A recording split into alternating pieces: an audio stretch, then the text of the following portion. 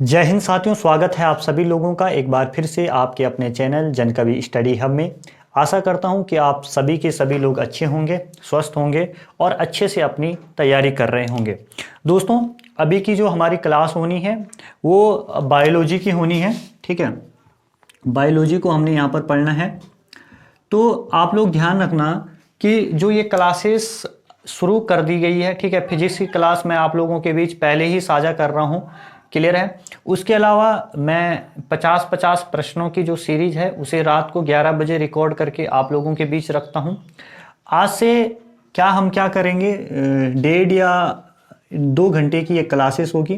तो जैसे केमिस्ट्री आपका हो गया, आपका फिजिक्स हो गया, आपका बायो हो गया, ठीक है। जो चीज़ें आपके वन दरोगा का जो एग्ज़ाम होना है उसके लिए पूछी जानी है, उन सारी चीज़ों को हम यहाँ पर करने वाले हैं, क्लियर है। तो आज इसी क्रम में हम बायो की शुरुआत करने जा रहे हैं। तो सबसे पहले बायोलॉजी में आप लोगों को ध्यान रखना है कि देखिए, चाहे फिजिक्स हो चाहे केमिस्ट्री हो, आता सब किसके अंदर है? साइंस के अंदर ही आता है, ठीक है। तो साइंस भी क्या है? साइंस के अंदर ही क्या है? बायो है, ठीक है। अगर हम थोड़ा सा साइंस के बारे में जान लें, थोड़ा साइंस क्या होती है, तो साइंस को हिंदी में बोला जाता है विज्ञान, ठीक है। यानी कि किसी विषय वस्तु का विशेष ज्ञान क्या कहलाता है? विज्ञान कहलाता है, क्लियर है। अब देखिए, आपसे पूछा जाता है कि जो साइंस है उसका जनक कौन है, क्लियर है। तो आपको बताना है साइंस के जनक कौन है? अरस्तु है, क्लियर है, जिसको एरिस्टोटल भी बोला जाता है। अंग्रेजी मीडियम वाले एरिस्टोटल बोलते हैं और जो हम जैसे हिंदी मीडियम वाले होते हैं वो क्या बोलते हैं? अरस्तु बोलते हैं, क्लियर है। इतनी सी बात आप लोगों को ध्यान रखनी है। उसके अलावा जो ये साइंस शब्द है, इस जो साइंस शब्द है इसकी उत्पत्ति हुई है ग्रीक भाषा के साइंटिया शब्द से। किस शब्द से हुई है? ग्रीक भाषा का एक शब्द है साइंटिया, जिसका अर्थ होता है टू नो, यानी कि जानना, क्लियर है। क्या होता है शाब्दिक अर्थ? जानना होता है। बस इतनी सी बातें आप लोगों को साइंस के अंदर पता होनी चाहिए और साइंस के अंदर ही बायोलॉजी आती है। जब केमिस्ट्री की बात करेंगे तो केमिस्ट्री का इंट्रोडक्शन जानेंगे, जब हम लोग फिजिक्स की बात करेंगे तो फिजिक्स का इंट्रोडक्शन जानेंगे। फिजिक्स की जो क्लासेस है वो मैं आप लोगों के बीच बराबर डाली है, मैंने 5 क्लासेस है वो फिजिक्स की, वन दरोगा के लिए। जब वो आप लोग पूरी देख लोगे, एक एक दिन में एक एक क्लास आप लोगों तक पहुंचाता हूं, तो उसके बाद उसके आगे का हम क्या करेंगे, काम शुरू कर देंगे फिजिक्स के अंदर। अभी जो हमने यहाँ पर पढ़ना है बायोलॉजी पढ़ना है, और जो आपकी कल क्लास आएगी वो केमिस्ट्री की होगी, क्लियर है। तो आप लोग देख लीजिए जरा सा, इसको मिटा देता हूं मैं, जिन्हों को नोट डाउन करना है वो कर लेना। बायोलॉजी में क्या क्या चीजें हैं। अब बायोलॉजी में आप लोग ध्यान रखना कि उसकी तरफ, बायोलॉजी की तरफ हम आगे बढ़े उससे पहले आप लोग एक बहुत इंपॉर्टेंट जान लीजिए कि अगर आपसे पूछा जाता है कहीं पर कि मॉडर्न साइंस का, ठीक है, मॉडर्न साइंस का जनक किन्हें बोला जाता है, तो वो है गैलीलियो। किन्हें बोला जाता है? गैलीलियो को मॉडर्न साइंस का जनक बोला जाता है। बस इतनी सी बात आप लोगों को ध्यान रखनी है। उसके अलावा अब आप लोग आइए किस पे? बायोलॉजी पे, ठीक है। बायोलॉजी को थोड़ा देखिए आप लोग। तो अगर आप इस टर्म को देखें, इस शब्द को देखें, तो ये आप लोगों को 2 चीजें आपको दिखेगी, एक होगा बायो और एक होगा लॉजी, ठीक है। अगर हम बायो की बात करें तो बायो का अर्थ होता है लिविंग्स।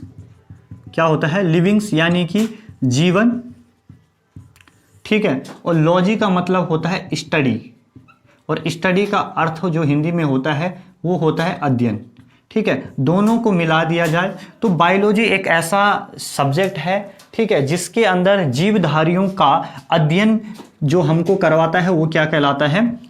जीव विज्ञान कहलाता है। तो हम क्या बोल सकते हैं? जीवधारियों का अध्ययन, ऐसा शास्त्र जिसके अंदर हम लोग जीवधारियों का क्या करते हैं? अध्ययन करते हैं, यानी कि स्टडी ऑफ लिविंग्स। बस इतनी सी बात आप लोगों को ध्यान रखनी है। देखिए, क्लास जो है आप लोगों की वो बाइलैंग्वेज होनी है, दुभाषीय होनी है। हिंदी में भी मैं यहाँ पर आप लोगों को चीज़ें प्रोवाइड कराऊंगा और अंग्रेजी में भी आप लोगों को चीज़ें प्रोवाइड करवाने वाला हूँ। तो आप लोग इसका स्क्रीनशॉट ले सकते हो और इतनी चीज़ों को आप लोग नोट डाउन करिए। इसके बाद मैं आप लोगों को बायोलॉजी की ब्रांचेस के बारे में बताने वाला हूँ, क्लियर है। आज थोड़ा सा एक छोटे से बच्चे की जो जिम्मेदारी है वो भी मेरे साथ है, ठीक है, क्योंकि सारे लोग आज रुपाई वाले खेत में जा रखे हैं, तो ये हमारे साथ हैं। तो ये बार बार देख रहा है कि भैया क्या कर रहे हैं। तो इधर आ डुग्गू, इधर आ जरा, आप लोगों को दिखाता हूँ कैसा बच्चा है ये है ये बच्चा। बोलो हाय, सबको नमस्ते करो। दिख रहा है अब दिख रहा तू खुद? हाँ, ये है बच्चा है, आज मेरे साथ ही रहेगा 2 घंटे तक। तो बार बार देख रहा था कि भैया ये क्या कर रहे हैं, तो उसको भी बता दिया कि भैया ये कर रहे हैं, ठीक है, तू भी देख ले। तो इतनी चीज़ें हैं, इनको आप लोग नोट डाउन कर लेना।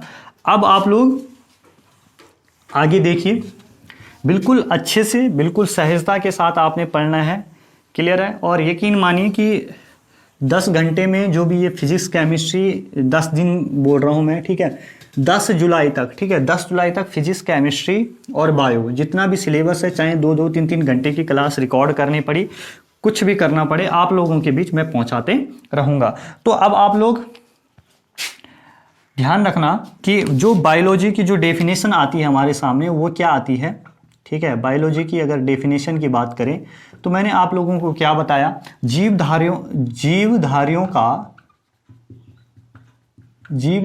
का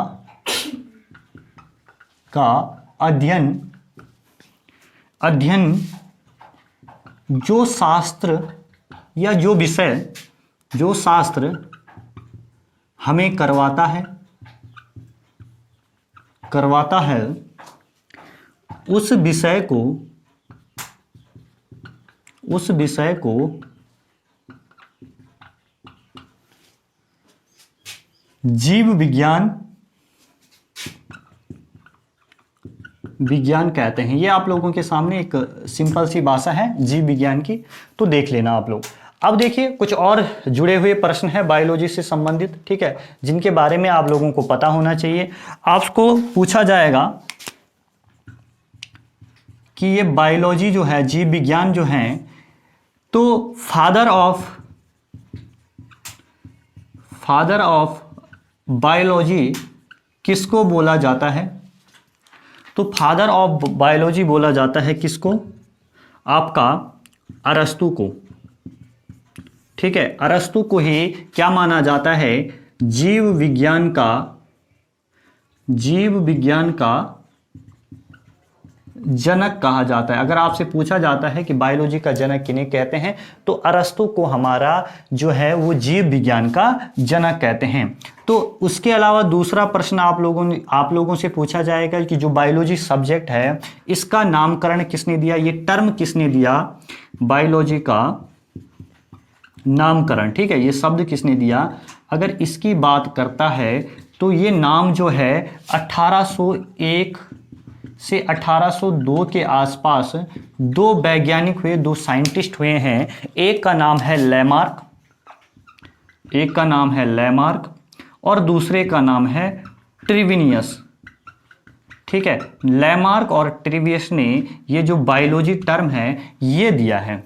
तो आप लोगों को बस ये सिंपल सी जानकारी है, ठीक है, बायोलॉजी के बारे में। ये आप लोगों की परिभाषा हो गई कि जीवधारियों का अध्ययन जो शास्त्र या जो विषय हमें करवाता है उस विषय को क्या बोला जाता है, उस विषय को जीव विज्ञान कहते हैं।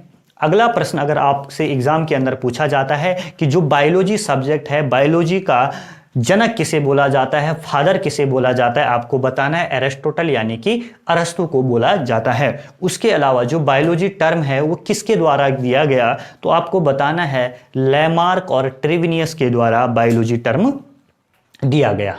क्लियर है?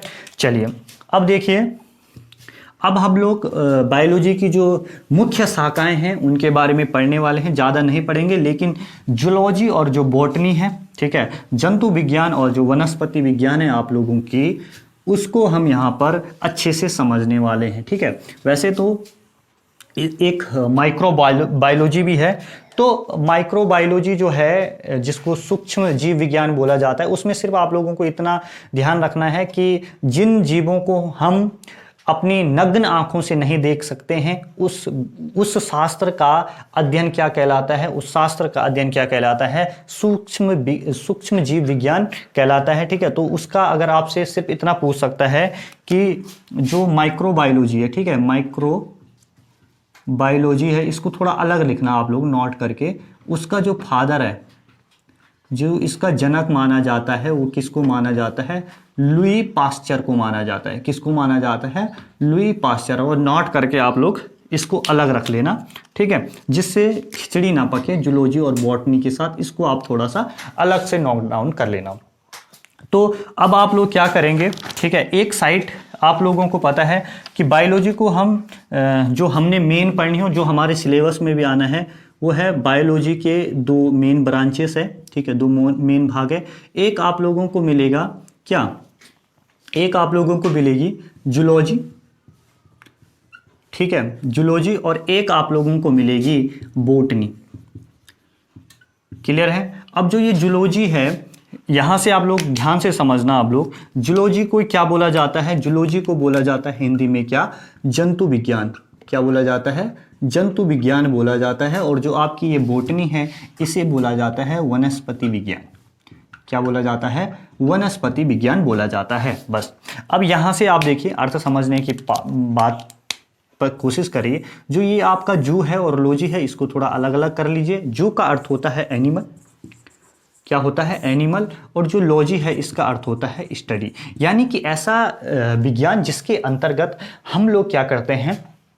जंतुओं के बारे में, ठीक है, जीव जंतुओं के बारे में अध्ययन करते हैं। वैसा विज्ञान क्या कहलाता है? जूलॉजी कहलाता है। और बॉटेन, ठीक है, जो ये बॉटनी शब्द है, ये बना है बोटेन से, ठीक है, बोटेन शब्द से बना है, और जिसका अर्थ होता है बूटी। ठीक है, क्या होता है? बूटी। हम एक टर्म यूज करते हैं, जड़ी बूटी, ठीक है। तो इसी बोटेन शब्द से बॉटनी शब्द बना है, और जिसका अर्थ होता है वनस्पति, ठीक है। और हम क्या करते हैं? वनस्पति के अंदर क्या आते हैं?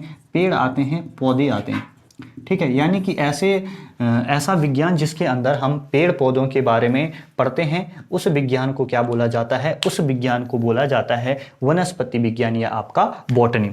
अब देखिए अगले प्रश्न जो इंपॉर्टेंट है, आप लोगों से क्या पूछा जाएगा, ठीक है। सबसे पहले जितनी भी जानकारी है वो हम जूलॉजी के बारे में ले लेते हैं। क्लियर है? थोड़ा सा पता नहीं लैपटॉप में क्या हो गया,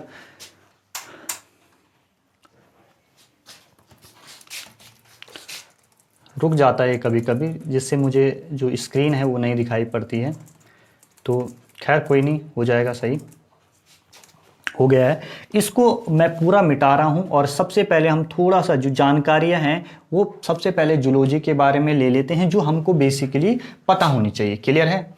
डुगू वैसा मत कर, बोला उसको मत छेड़ना, तू टाइप कर ले उससे, वो तार मत छेड़, टाइप कर ले उससे।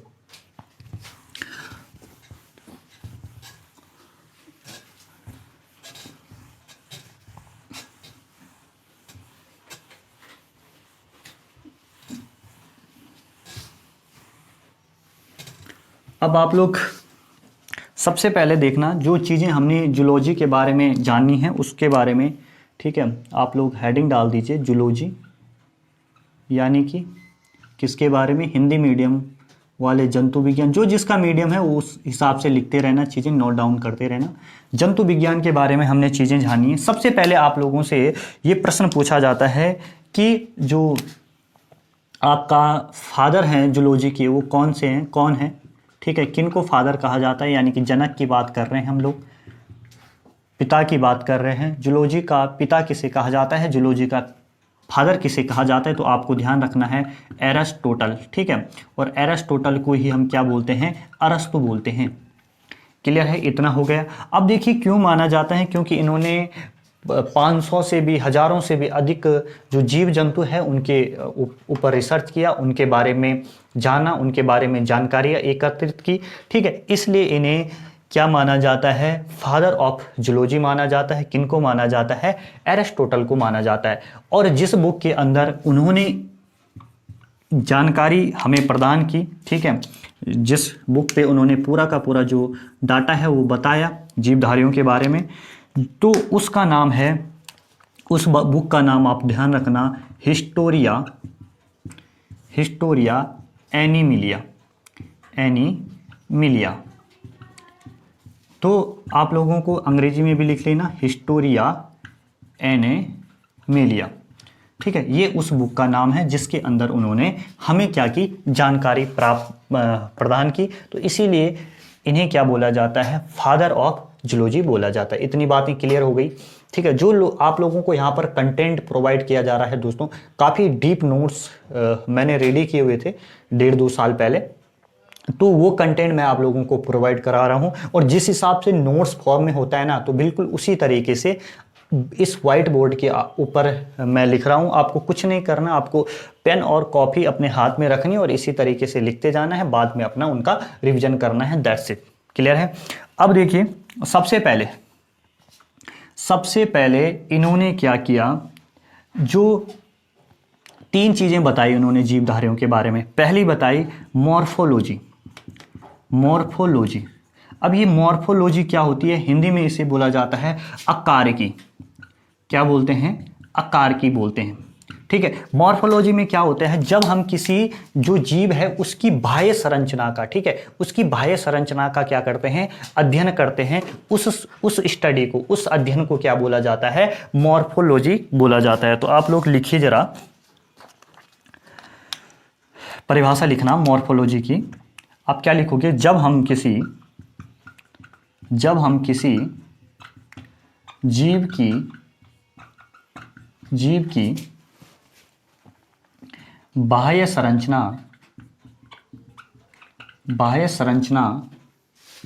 का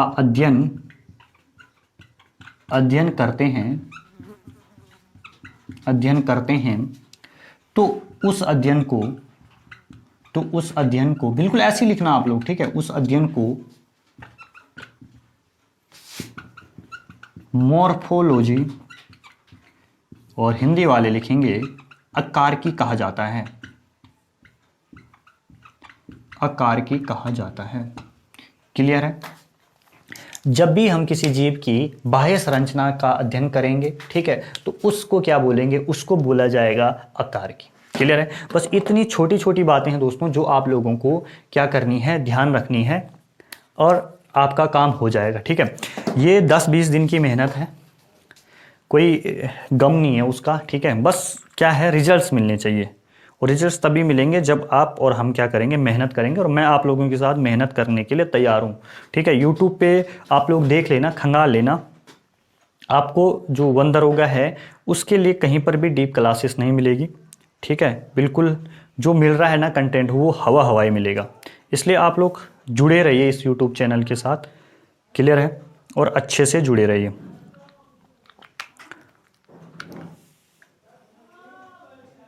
चलिए इसको मिटा देते हैं दोस्तों, और जो आगे की जानकारी है वो अब आगे हम समझते हैं। अब इसके बाद इसने एक तो आकारिकी के बारे में बताया, मॉर्फोलॉजी के बारे में बताया। अब जो हमारे एरिस्टोटल हैं, उन्होंने आगे क्या चीज़ें बताई, इसको आप लोग स्क्रीनशॉट ले लेना। ठीक है, मिटा रहा हूँ मैं इसको। अब देखिए, इसके अलावा इन्होंने क्या क्या जानकारी हमें बताई, उसको आप लोग थोड़ा देख लीजिए। दूसरी इन्होंने बताया, ठीक है, मॉर्फोलॉजी हो गया। उसके बाद एनाटॉमी। ठीक है, एनाटॉमी। अब ये एनाटॉमी क्या होता है, एनाटॉमी होता है आंतरिक संरचना का अध्ययन। आंतरिक संरचना का अध्ययन। ठीक है, अब जैसे बाह्य में तो क्या आ गए, त्वचा, ठीक है, नाक, कान, जो भी हमें दिख सकते हैं, लेकिन अंदर जो सिस्टम बैठा है जीवधारियों का, ठीक है, जो चीज़ें अंदर है, उसके बारे में एनाटॉमी के अंदर पढ़ते हैं हम लोग। तो ध्यान रखना, इसमें क्या होता है, जीवधारियों की आंतरिक संरचना का अध्ययन। ठीक है, ये भी हमें किसने बताया, ये भी हमें एरिस्टोटल महोदय ने बताया। उसके अलावा आप लोगों को क्या चीज़ें ध्यान रखनी है, थर्ड और इम्पोर्टेंट चीज़, इन्होंने फिजियोलॉजी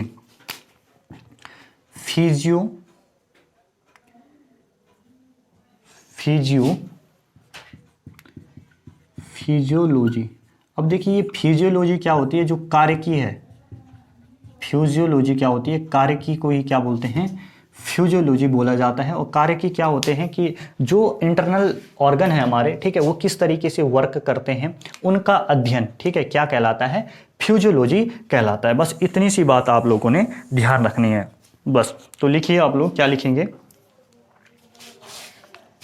इसमें, लिखना आप लोग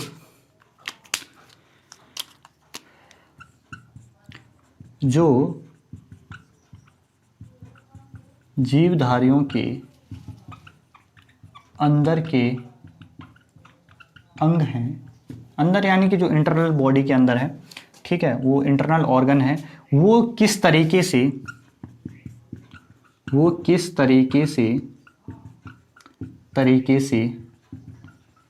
काम कर रहे हैं उसकी जानकारी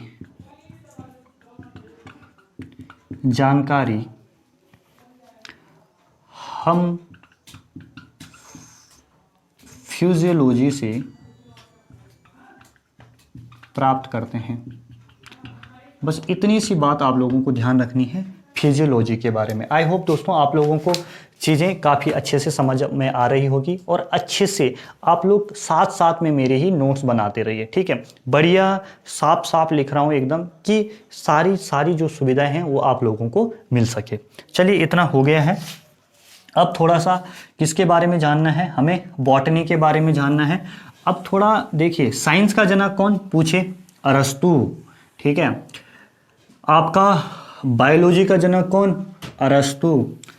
आपका जूलॉजी का जनक कौन, अरस्तु, ठीक है। इन चारों का जो जनक है वो कौन है, अरस्तु है। ये बात आप लोगों को यहाँ जो ये तीन सब्जेक्ट हैं इनके जनक कौन है, आपका अरस्तु है। लेकिन अब जब बॉटनी आएगा, ठीक है, जब पादप विज्ञान आएगा, जो आपका वनस्पति विज्ञान आप जिसे बोलते हैं, अगर उसका जनक पूछेगा तो आप लोग थोड़ा सा चेंज कर लेना अपना, ठीक है। उसका जनक कौन है, थियोफेस्टस है। कौन है, थियोफेस्टस बताना। तो अब देखते हैं बायोलॉजी के बारे में हम यहाँ पर पढ़ते, वो बॉटनी के बारे में हम यहाँ पर चीजें देखते हैं। तो सबसे पहले आप लोग हेडिंग डालिए बॉटनी।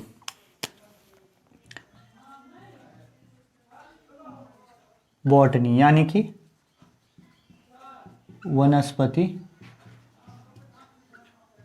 विज्ञान, ठीक है। वनस्पति विज्ञान के बारे में आप लोग देखिए जरा सा। पहला क्वेश्चन तो आपको यही पूछा जाएगा कि बॉटनी होती क्या है। तो सीधा सिंपल बात ध्यान रखना,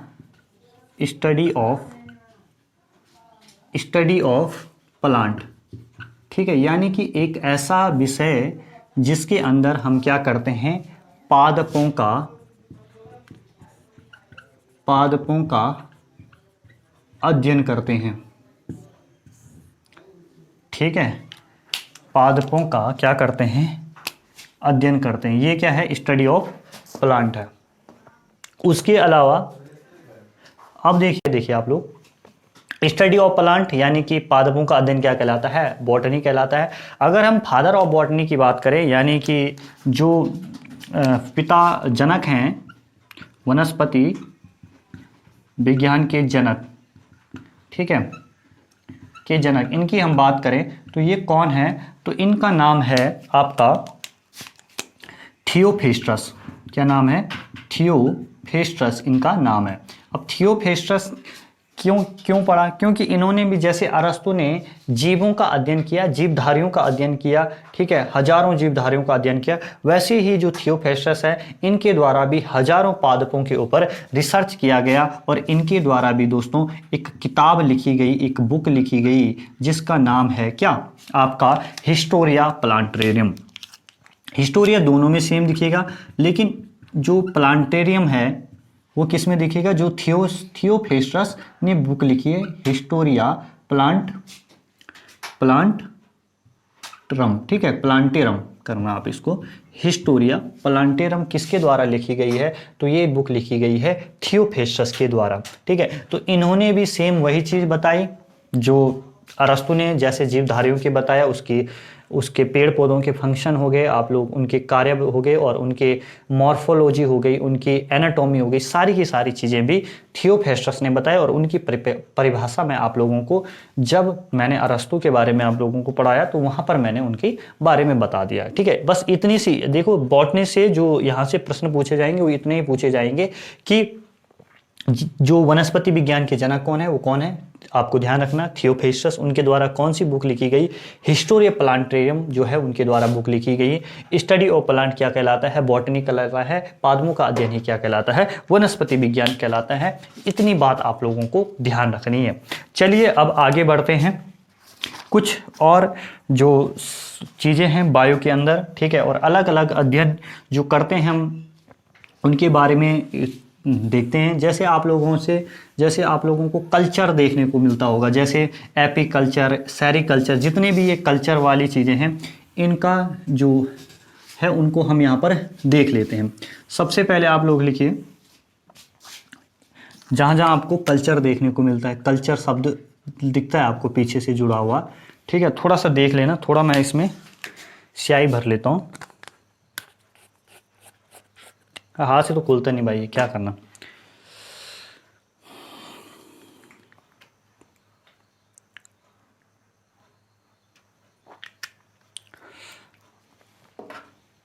सबसे पहले जैसे मधुमक्खियों की जो स्टडी होती है, मधुमक्खियों की जो स्टडी होती है, मधुमक्खियों की स्टडी, उसको क्या बोला जाता है, प्रश्न पूछा जा सकता है आपसे। तो आपको ध्यान रखना है, एपीकल्चर। क्या बोलते हैं, एपीकल्चर। वैसा मत कर डोगू भाई, उसको ना तो टाइप कर उस पे, बस उसको तार मत छेड़ तू उसके, ठीक है। मधुमक्खियों की जो स्टडी होती है उसे क्या बोला जाता है, एपीकल्चर बोलते हैं। उसके अलावा सेरीकल्चर,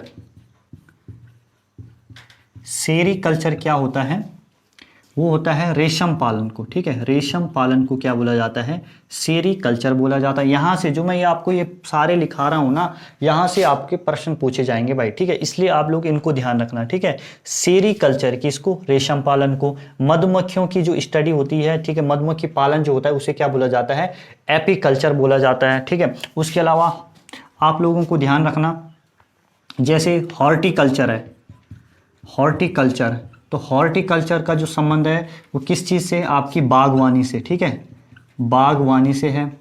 उसके अलावा आप लोगों के सामने आएगा पीसी कल्चर, ठीक है। पीसी कल्चर आपको ध्यान रखना है, ये किससे संबंधित है, ये आपकी मछली पालन से संबंधित है, ठीक है, मछली पालन से संबंधित है। अब देखो याद क्या करने के, क्या हॉर्टी बागवानी, ये आपको ध्यान रह जाएगा, लेकिन मधुमक्खियों का जैसा एपी कल्चर है, ठीक है। तो आप इमेजिन करो, आप एपी पी रहे हो, ठीक है, एपी पी रहे हो, और उस एपी में कौन गिर जाती है, मधुमक्खी गिर जाती है, ठीक है। एपी जो है उसमें कौन गिर जाती है, मधुमक्खी। तो आपको क्लिक करेगा, जब आप लोग एग्जाम में बैठोगे तो उस टाइम आपकी जो ये कहानियां हैं ना, जो छोटी छोटी निमोनिक मेथड वाली जो कहानियां हैं, ये आप लोगों के माइंड में क्लियर करेगी कि एपी में, एपी टर्म आप लोग जैसे ही देखोगे, एपी में क्या गिरा, एपी में मधुमक्खी गिरी, ठीक है। उसके अलावा जैसे रेशम पालन, ठीक है, तो रेशम पालन, ठीक है, रेशम है तो रेशम जो उसकी जो पालन होता है वो चौड़े स्थान पे होता है, और जो चौड़ा स्थान होता है उसको हमारी लोकल भाषा में क्या बोलते हैं, शेरा बोलते हैं, ठीक है, शेरा बोलते हैं, ठीक है, उस पूरे स्थान को। तो आपको ध्यान रखना है कि जो रेशम पालन है वो शेरा में होता है, तो सेरीकल्चर वहां पे आपके माइंड में तुरंत क्लियर कट लेगा, ठीक है। हॉर्टिकल्चर तो आप जानते हो यार कि उद्यान विभाग से संबंधित रहती चीजें, ये आपको ध्यान। पीसी कल्चर मछली पालन, ठीक है, तो पीसी का मतलब क्या होता है, पीसना होता है, ठीक है। तो जब हम मछली का एक वो बनाते हैं, मुरब्बा बनाएंगे कभी, ठीक है, तो हम क्या करेंगे, मछली को पीसेंगे, ठीक है, मछली पीसी हमने। तो आपको इस तरीके से ये सारे की सारी चीजें याद रह जाएगी, ठीक है। तो कुछ सोचिए, कुछ ना कुछ कहानी के माध्यम से आप लोग जरूर उन्हें याद करिए, याद रह जाएगा। लेकिन अगर सिर्फ ऐसे करोगे, ठीक है, आपने 2-3 बार पढ़ा, भूल जाओगे यार। पहले 10 रटोगे, 5 याद रहेंगे, अगले दिन 2 रहेंगे, फिर 1 रहेगा। ये पढ़ने का तरीका ही छोड़ दो आप लोग।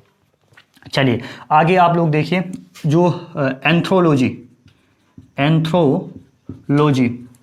तो एंथ्रोलॉजी क्या होता है, फूलों का अध्ययन होता है, ठीक है, फूलों की खेती या फूलों का अध्ययन, ठीक है, ये क्या कहलाता है, अध्ययन, ठीक है, ये फूलों का अध्ययन किसके अंदर आता है, एंथ्रोलॉजी, ठीक है, एंथ्रोलॉजी के अंदर क्या आता है आपका, फूलों का अध्ययन आता है, ठीक है, और फ्लोरिकल्चर, ठीक है, फ्लोरिकल्चर अगर एंथ्रोलॉजी ऑप्शन में नहीं होगा तो फ्लोरिकल्चर आपके ऑप्शन में होगा बस। उसके अलावा आपको देखने का बीटी कल्चर, ठीक है, बीटी कल्चर किसका होता है, अंगूर, ठीक है, अंगूर की खेती। अब देखो इसको कैसे याद रखना आप लोगों ने, ठीक है, कि अंगूरी, ठीक है, अब एक शो आता था उसमें कोई अंगूरी भाभी करके है, ठीक है, अंगूरी भाभी, तो आप लोग क्या करोगे, अंगूरी भाभी क्या करती है, अंगूर खाती है और अंगूर से उसकी क्या बढ़ जाती है, ब्यूटी बढ़ जाती है, और इससे आपको क्या ध्यान रह जाएगा, ब्यूटी, ठीक है, बीटी या ब्यूटी एक टर्म जुड़ रहा है ना आपस में, तो ब्यूटी किसकी बढ़ती है, अंगूरी भाभी की बढ़ती है बस, ठीक है। इस तरीके से आपको चीजें ध्यान रखनी। एक बार पुनः मेरे साथ दोहराए आप, मधुमक्खी की खेती पूछेगा एपीकल्चर, सेरीकल्चर रेशम पालन, हॉर्टिकल्चर बागवानी, पीसी कल्चर आपका मछली पालन, ठीक है, एंथ्रोलॉजी फूलों का अध्ययन, ठीक है, बीटी कल्चर आपकी अंगूर की खेती।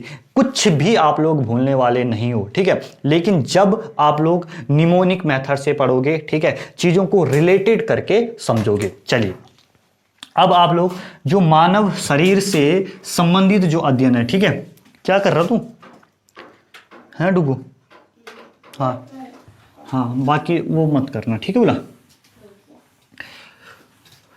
अब आप लोग देखेंगे, अब उन जो अध्ययन है, जो मानव शरीर से संबंधित अध्ययन है, उनका हम यहाँ पे पढ़ने वाले हैं, ठीक है।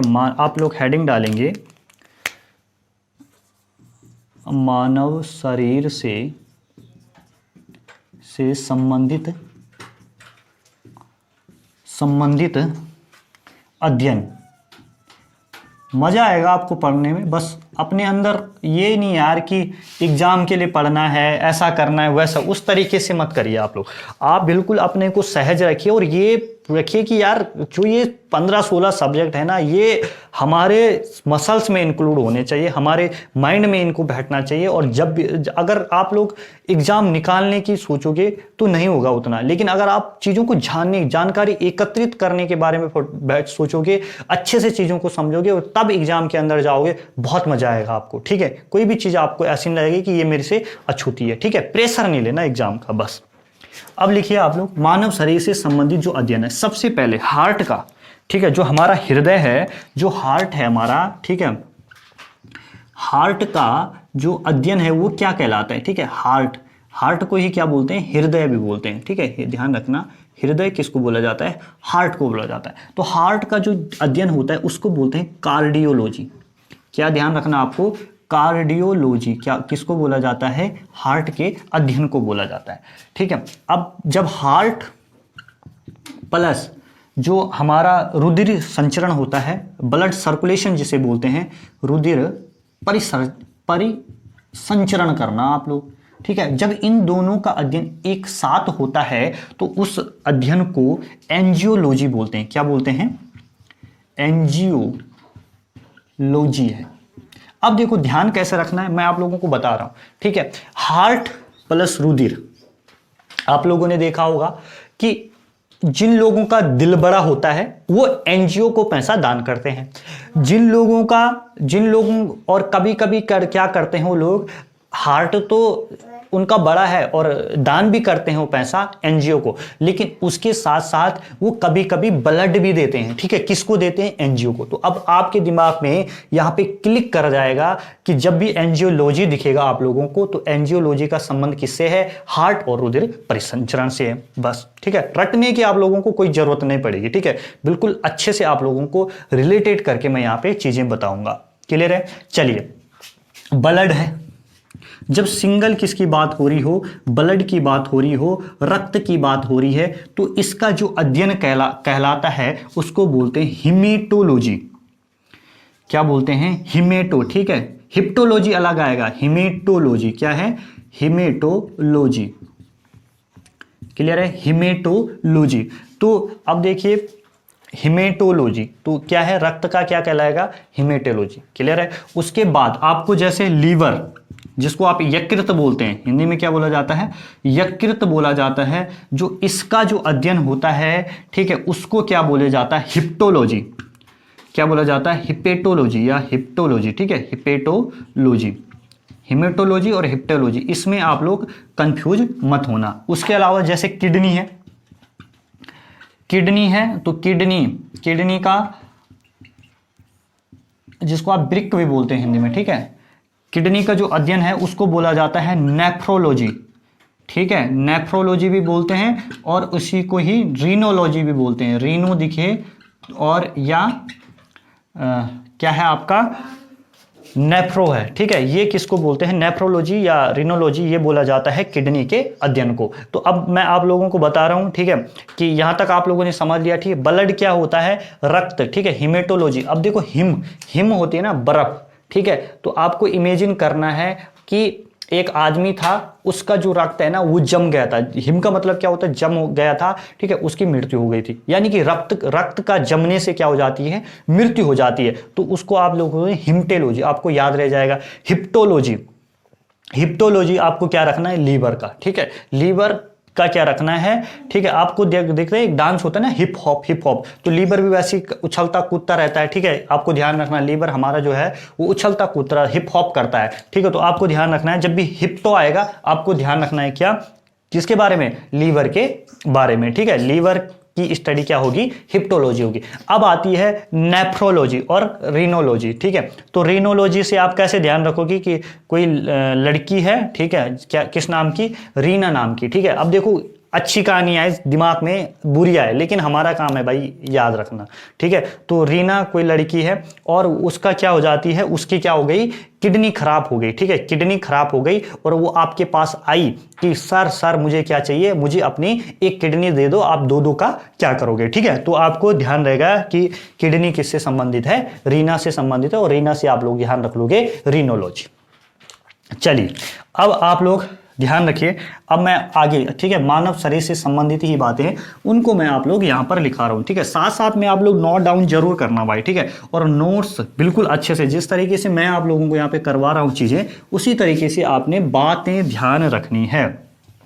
चलिए अब आप लोग क्या डालेंगे हेडिंग, अब आप लोग डालेंगे ब्रेन, ठीक है, ब्रेन, ठीक है, ब्रेन का तो बाकी सभी लोगों को पता होगा, ठीक है, ब्रेन जिसको आप दिमाग बोलते हैं अपना, क्या बोलते हैं, ब्रेन को ही क्या बोला जाता है, दिमाग बोला जाता है। जो इसकी स्टडी होती है ब्रेन की, उसे बोलते हैं हम लोग न्यूरोलॉजी, क्या बोलते हैं, न्यूरोलॉजी, और जो इसका सर्जन होता है उसको बोलते हैं न्यूरोलॉजिस्ट, ठीक है।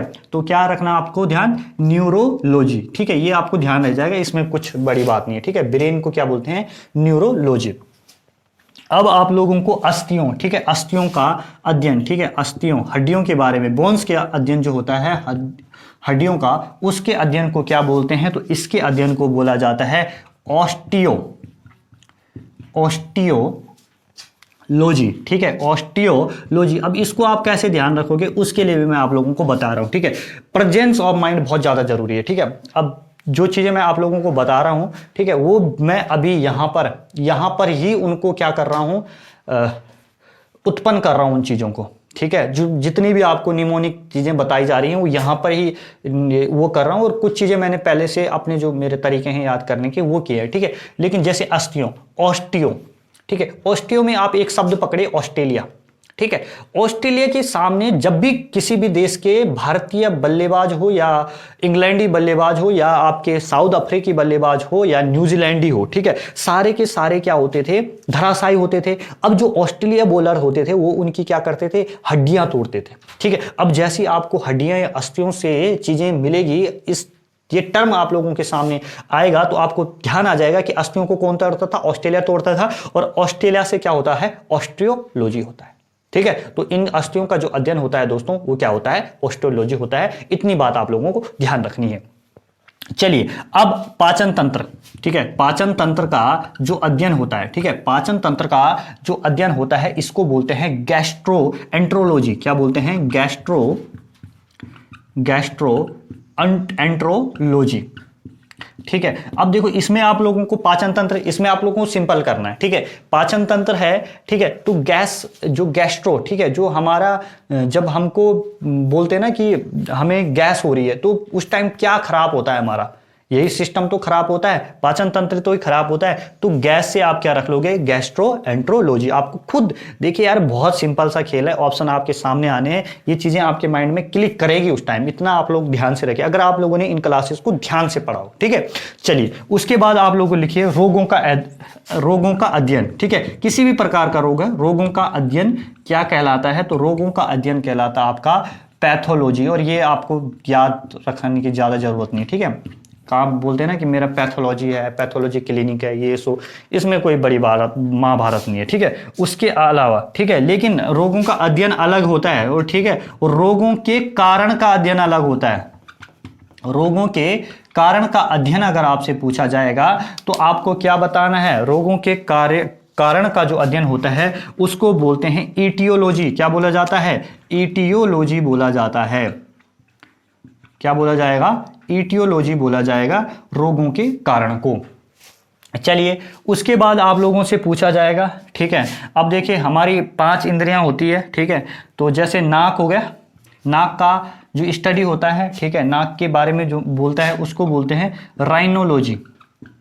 ठीक है, राइनोलॉजी। अब देखा राइनोलॉजी आपको कैसे ध्यान रखना है, नाक है, ठीक है, कोई आपकी नाक में घुसा मार दे तो आपको क्या आएगा, रोना आएगा। ठीक है, तो नाक से क्या है, नाक की पे चोट करने पर रोना आता है, तो क्या हो जाएगा, राइनोलॉजी। बिल्कुल इस तरीके से आप लोग इनको ध्यान रखना। जैसे आंख है, आंख का जो अध्ययन होगा उसे क्या बोलेंगे, उसे बोला जाएगा ऑप्थेल्मोलॉजी। ठीक है, क्या बोलेंगे, ऑप्थेल्मोलॉजी बोलेंगे। ठीक है, उसी तरीके से आपका इतना हो गया। ठीक है, इसको आप लोग लिखिए, उसके आगे की चीजें मैं तभी बता पाऊंगा जब आप लोग इसको लिख लोगे। नोट डाउन कर लीजिए आप लोग इसे आराम से, कोई दिक्कत नहीं है। ठीक है, इसको मिटा देता हूं मैं। ठीक है, आंख तक हो गया ऑप्थेल्मोलॉजी। ठीक है, तो इसका आप आ है तो इसका आप ऑप और आ आप लोग ध्यान रख लेंगे। ठीक है, चलिए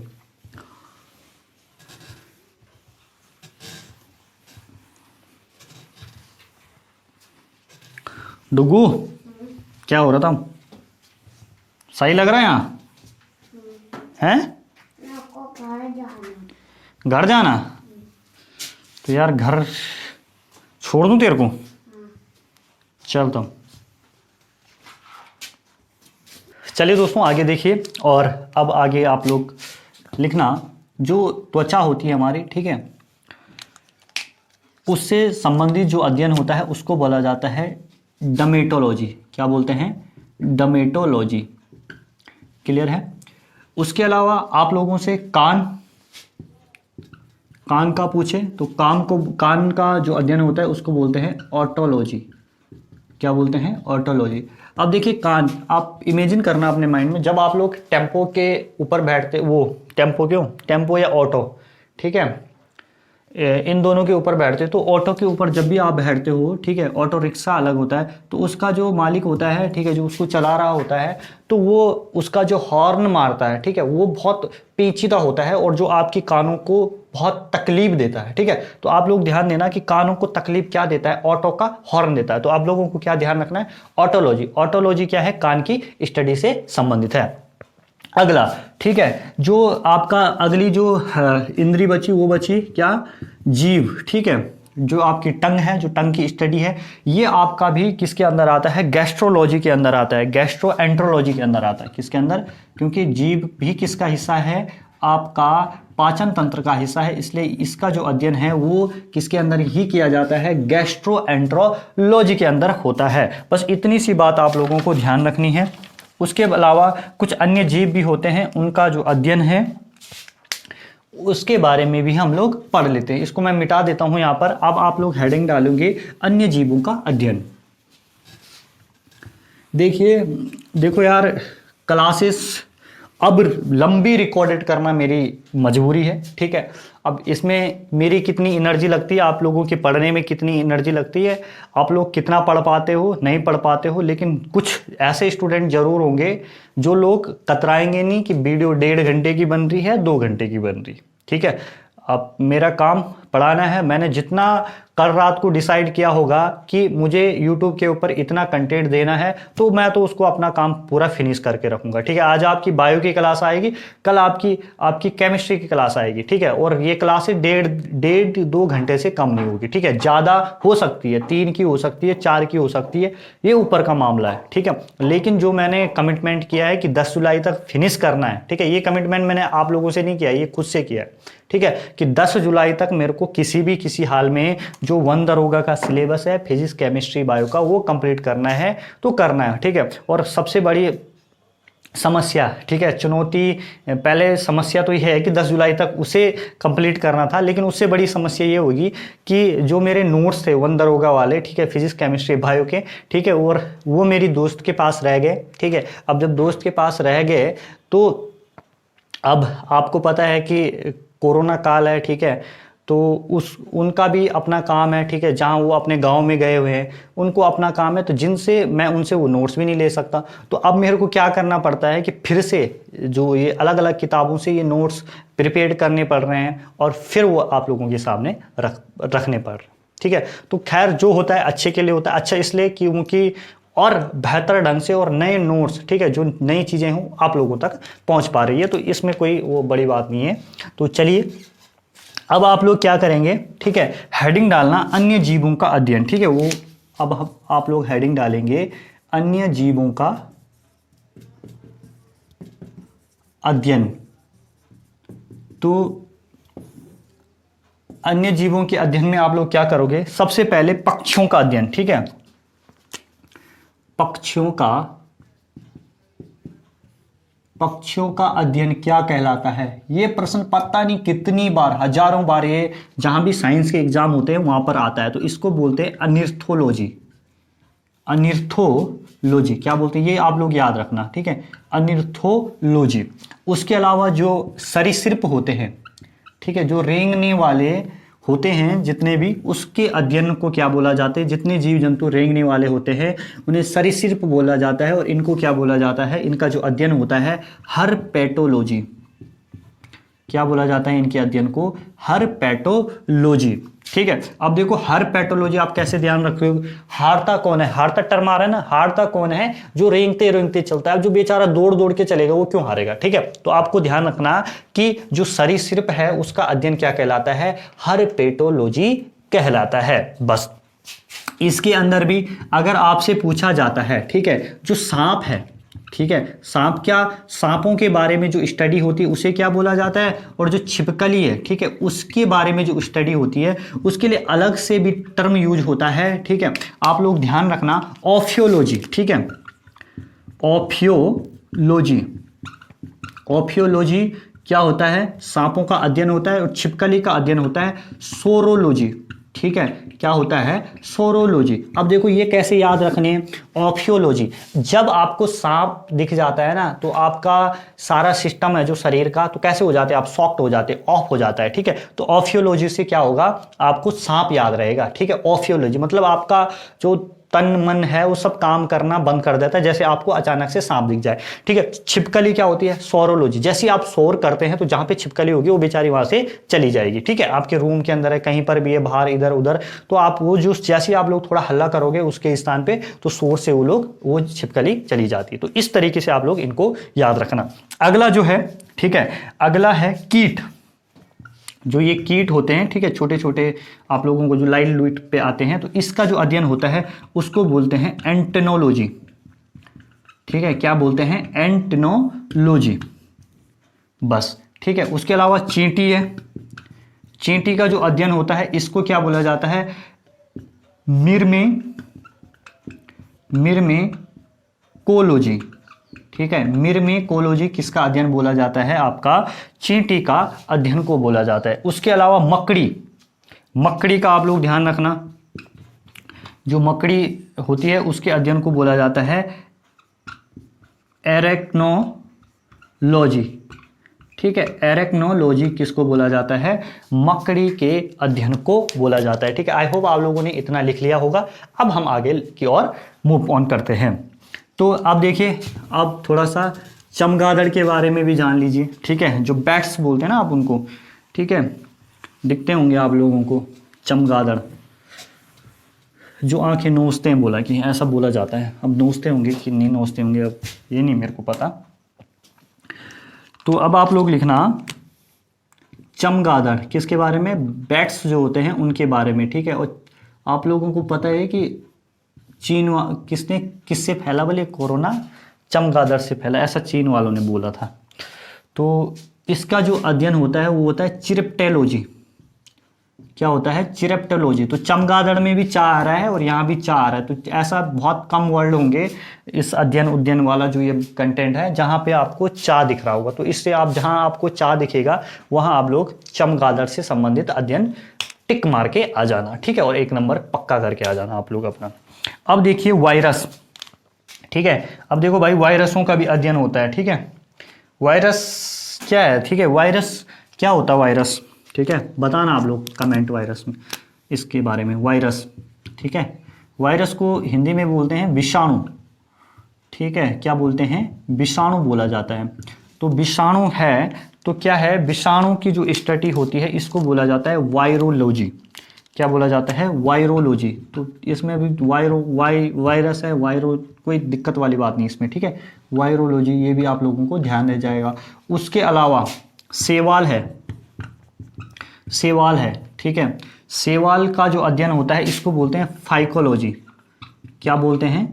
फाइकोलॉजी बोलेंगे सेवाल के अध्ययन को। उसके अलावा जीवाणु, जीवाणु की जो स्टडी है उसको बोला जाता है बैक्टीरिया,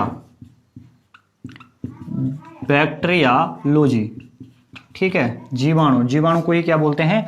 बैक्टीरिया बोलते हैं, ठीक है। उसके अलावा फलों का अध्ययन, फलों का अध्ययन अगर आप लोगों के सामने आएगा इसको क्या बोलते हैं? इसको बोला जाता है पोमोलॉजी, ठीक है, पोमोलॉजी। अब देखो कैसे याद रखना है फलों का अध्ययन। फल आप किससे तोड़ते हैं? हाथ से तोड़ते हैं, ठीक है। रखते कहाँ हो? हथेली में ही रख दो। हथेली को क्या बोला जाता है? पाम बोला जाता है। तो इससे आप क्या रख लोगे? पोमोलॉजी, ठीक है। इस तरीके से आप लोग ध्यान रखना। अब जैसे आपका कोशिका का अध्ययन, ठीक है, ये तो पता नहीं बहुत बार पूछा जाता है, ठीक है। कोशिका का अध्ययन को हम बोलते हैं साइटोलॉजी, ठीक है। और यही हमने अब आगे पढ़ना है दोस्तों, ठीक है। तो इतनी बात आप लोगों को ध्यान रखनी, ठीक है। जो कैंसर का अध्ययन है, कैंसर का अध्ययन, कैंसर का अध्ययन क्या कहलाता है? तो ये कहलाता है ऑन्कोलॉजी। क्या कहलाता है? ऑन्कोलॉजी। तो ये सारे जितने, देखो 1 नंबर पक्का हो सकता है आप लोगों का अगर आप लोगों ने अच्छे से पढ़ लिया, ठीक है। ये चीजें समझ ली आप लोगों ने तो 1 नंबर आप लोगों का पक्का हो जाएगा। क्लियर है? अब देखो इस तरीके से आप लोगों को ध्यान रखनी है, ठीक है। अब देखो बहुत सारे लोग समझते हैं ना कि कंटेंट जो डिजिटल बोर्ड होता है वहीं पर मिलता है, लेकिन ऐसा नहीं है। आज भी कंटेंट आप लोगों को व्हाइट बोर्ड पे भी देखने को मिलेगा, ठीक है। तो इसलिए इस तरह ये चीज़ें मत रखिया करें, चाहे मैं पढ़ा रहा हूँ चाहे कोई, कि हाँ जहाँ डिजिटल बोर्ड होगा वहाँ पता नहीं क्या लेवल होगा क्लास का, ठीक है। देखो लगता है डिजिटल बोर्ड अच्छा लगता है, लेकिन जो कंटेंट है वो आपको कहीं से भी अच्छा मिल सकता है, ठीक है। तो इसलिए इस क्लासेस, ये जो क्लास है दोस्तों ये बहुत इंपॉर्टेंट है आप लोगों के लिए, ठीक है। फ्यूचर निर्धारित करने वाली क्लासेस है ये, ठीक है। जहाँ भी बायोलॉजी पूछा जाएगा, वो आपका पॉलिटेक्निक का एग्जाम हो चाहे वो आप किसी भी एग्जाम हो, ठीक है, जहाँ पर भी बायोलॉजी पूछा जाएगा आप लोगों को इस क्लास में से वहां पर प्रश्न देखने को जरूर मिलेंगे। ये मैं आप लोगों से बोल रहा हूं, ठीक है। इसलिए आपके जितने भी दोस्त हैं, जितने यार हैं, उन लोगों तक इस क्लासेस को जरूर पहुंचाए। वो आदमी भी आपको देगा, तसल्ली देगा, ठीक है। ज्ञान बोलते हैं ना बढ़ाने से, ठीक है, बांटने से क्या होता है? बढ़ता है, ठीक है। तो इसलिए आप लोग अपने दोस्तों यारों तक खूब शेयर करना। चलिए अब देखिए ये आपका क्या हो गया है? कंप्लीट हो गया है, ठीक है। उसके अलावा चलो अब थोड़ा सा आप लोग ध्यान रखना, जैसे कुछ और बचा है, जैसे निद्रा का अध्ययन, ठीक है। निद्रा का अध्ययन, निद्रा का अध्ययन किसे क्या कहलाता है, ठीक है। निद्रा का अध्ययन आपको पूछता है तो हिप्नोलॉजी, ठीक है। हिप्नोलॉजी क्या कहलाता है? निद्रा का अध्ययन कहलाता है। उसके अलावा मृदा का अपरदन, ठीक है, मैंने आपको बोला था ना, मृदा का अपर्दन को ही क्या बोलते हैं, रेंगती मृत्यु बोलते हैं। ठीक है, मृदा का अपर्दन मत करना आप, मृदा का अध्ययन करना। ठीक है, मृदा का अपर्दन तो रेंगती हुई मृत्यु होती है। ठीक है, उसे बोला जाता है। मृदा का जहां भी, मिट्टी का जहां भी अध्ययन होगा उसको बोला जाता है पेडोलॉजी। क्या बोला जाता है, पेडोलॉजी। ठीक है, और उत्तकों का अध्ययन तो इसको बोलता है हिस्टोलॉजी। ठीक है, कहीं पर आप लोगों को मिले जगह तो लिख लेना आप लोग। ठीक है, उत्तकों का अध्ययन, खत्म हो जाएगा फिर ये अध्ययन वाला चैप्टर। ठीक है, उत्तकों का अध्ययन ये कहलाता है हिस्टोलॉजी।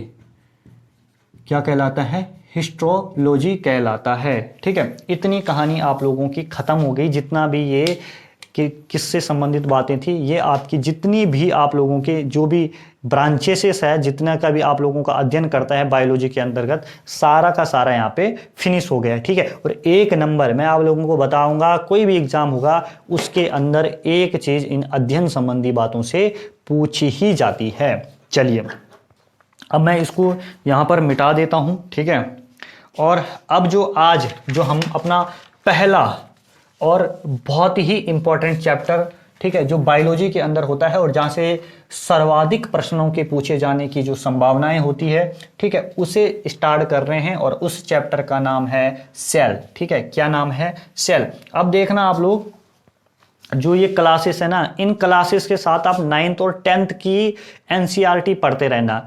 अब देखो, जो बेसिक जानकारी हैं वो आपको एनसीईआरटी दे देगी, और जो डीप नॉलेज है, ठीक है, वो आपको ये क्लासेस देगी।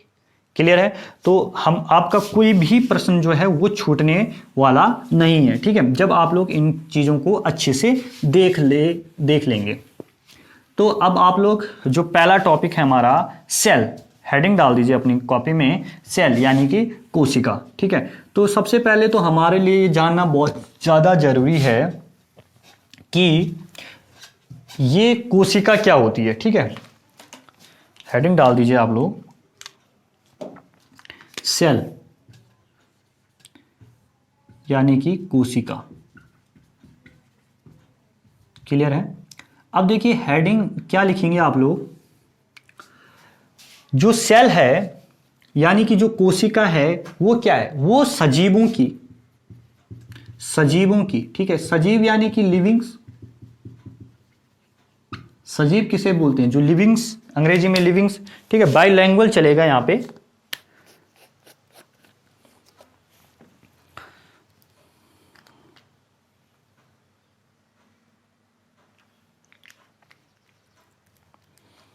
अब कोई दिक्कत नहीं, अब स्याही कितनी भी लगे कोई प्रॉब्लम नहीं उसकी, क्योंकि अब तो आपको पता है दुकानें खुल चुकी हैं, तो ये कोई बड़ी बात नहीं है। ठीक है, सजीवों की, ठीक है, सजीवों की क्या होती है आपकी, एक आपको ध्यान रखना है, संरचनात्मक,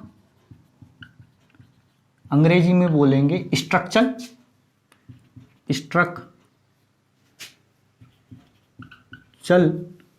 स्ट्रक्चर, और दूसरा क्रियात्मक यानी कि फंक्शनल, और तीसरा आप लोग ध्यान रखना मूलभूत यानी कि बेसिक।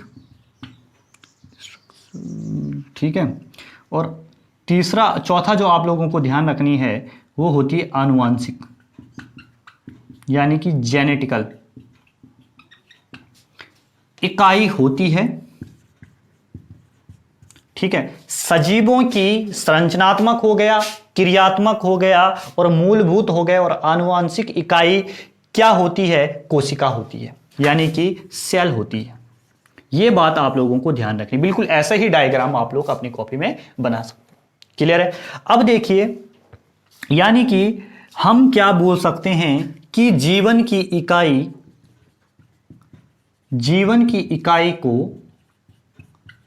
इकाई को सेल यानी कि कोशिका कहा जाता है,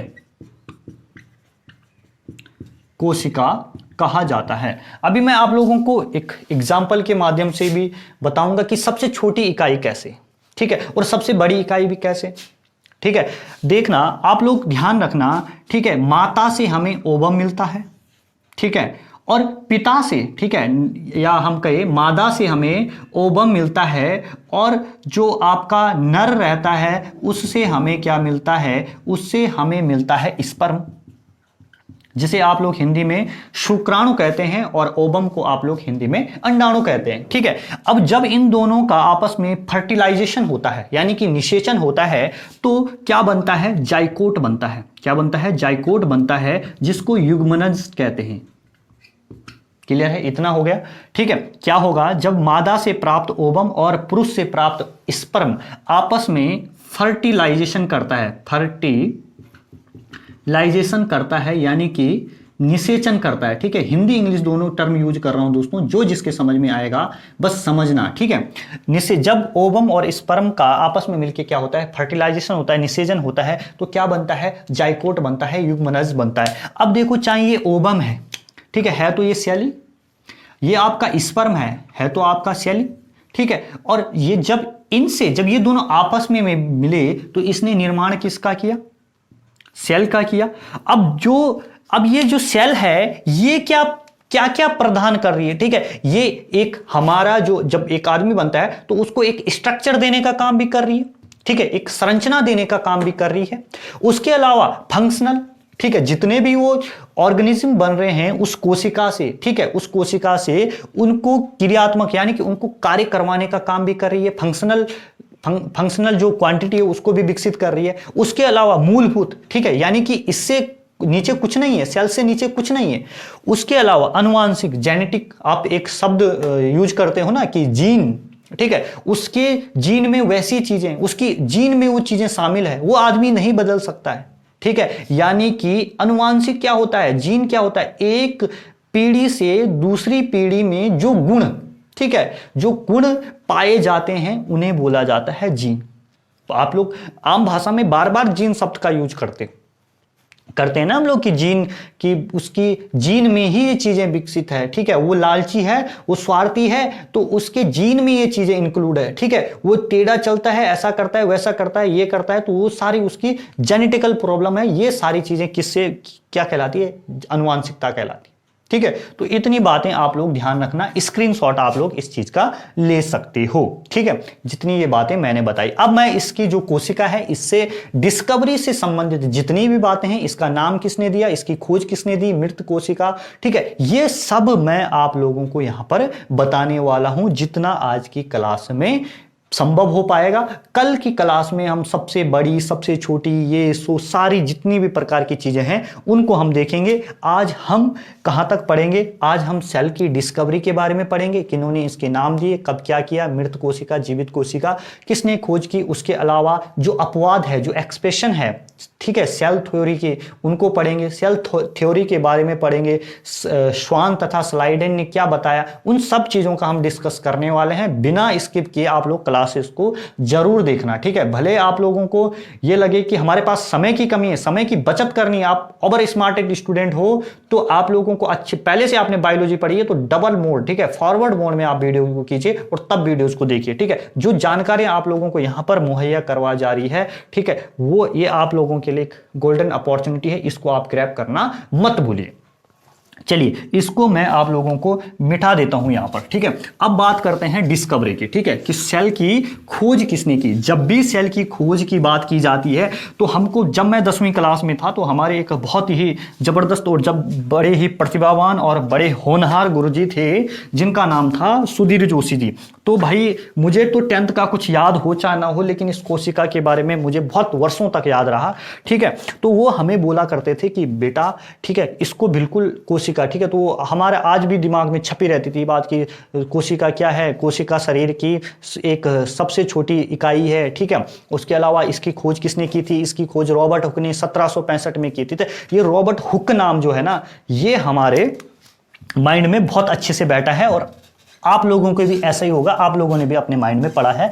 तो रॉबर्ट हुक को, अगर आप बायोलॉजी आप थोड़ा भी जानते हो तो रॉबर्ट हुक को तो आप जानते ही होंगे। ठीक है, तो सबसे पहले हेडिंग डालिए सेल, और इसकी आपको सबसे पहले लिखनी है डिस्कवरी। डिस्कवरी यानी कि खोज किसने की। तो जब भी खोज की बात आएगी दोस्तों तो 1765 में, ठीक है, 1765 में एक व्यक्ति हुए जिनका नाम है रॉबर्ट हुक। ये क्या करते हैं, किसकी खोज करते हैं, सेल की खोज करते हैं। अब कहां पर करते हैं, ठीक है, कहां खोजी, आप लोगों ने पेड़ देखा होगा, ठीक है, पेड़ की जो खाल होती है, ठीक है, वहां पर इन्होंने मृत कोशिका की खोज की। ठीक है, क्या आपको जानने का, कॉर्क पर, ठीक है, कॉर्क में, कॉर्क को ही शुद्ध हिंदी में क्या बोला जाता है, छाल बोला जाता है, छाल में, ठीक है। और इसके अलावा बट जो ये कोशिका थी, जो ये कोशिका इन्होंने खोजी, ये कैसी कोशिका थी, मृत कोशिका थी। ये बात भी आप लोगों को पता होनी चाहिए, ठीक है, मृत कोशिका यानी कि डेड सेल की खोज की थी, ठीक है, सबसे पहले की थी। तो सबको यही पूछा जा, आपके एग्जाम में ये पूछा जाता है कि जो आपका कोशिका है, जो सेल है, उसकी खोज किसने की थी। तो आपको सिंपल बोलना है कि रॉबर्ट हुक ने की थी। कब की थी, 1765 में की थी।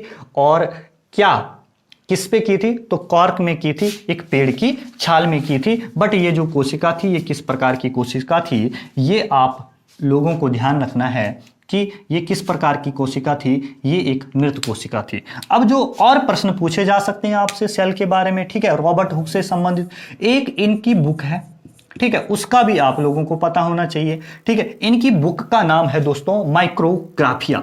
ठीक है, माइक्रोग्राफिया के अंदर इन्होंने सेल के बारे में बताया। माइक्रोग्राफिया बुक का नाम क्या है, माइक्रोग्राफिया। इस बुक के अंदर इन्होंने सेल के बारे में बताया। अब आपके लिए एक इंपॉर्टेंट बात बहुत जरूरी है, ठीक है, आपसे पूछा जाता है कि जो ये रॉबर्ट हुक है, इन्होंने कोशिका को नाम क्या दिया। तो आपको बताना है कि इन्होंने कोशिका को जो नाम दिया था वो दिया था सेलुला।